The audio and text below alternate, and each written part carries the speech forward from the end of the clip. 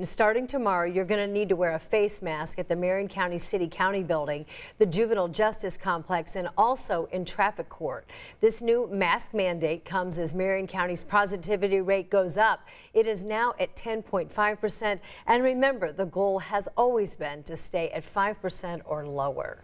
Students at Shenandoah schools in Henry County tonight are back to remote learning less than 2 weeks into this new school year. That's because there's a number of students and staff with COVID or they're in quarantine, and that number hit 20%. Today, the Henry County Health Department began offering drive-through testing at the Shenandoah Elementary School.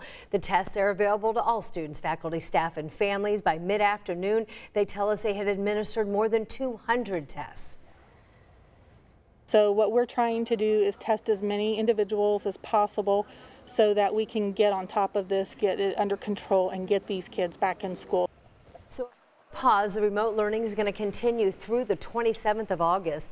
Also, we're told all sports and extracurricular activities there are also on hold pending any changes from the school board. There is a meeting of the school board tonight. A Brown County school forced to close because of COVID-19 is back open. Helmsburg Elementary's principal tells us they had one positive case in that school, but many others there in the school district. More than 60 students and staff at Helmsburg Elementary were considered close contacts or were absent with possible COVID symptoms last week. That represents about 20% of the school population, so they switched to remote learning for a few days while the school got a deep clean.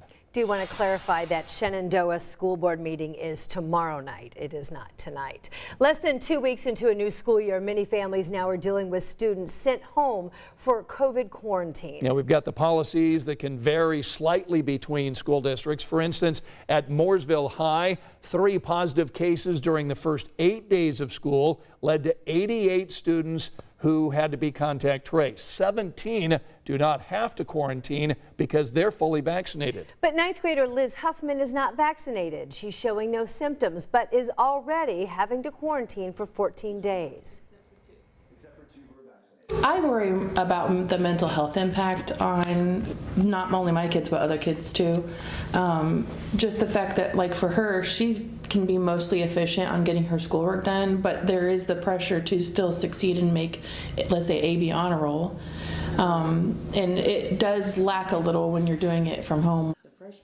Liz is also a cheerleader, and because of the quarantine, she's going to miss the football team's first game that's set for Lucas Oil Stadium this weekend.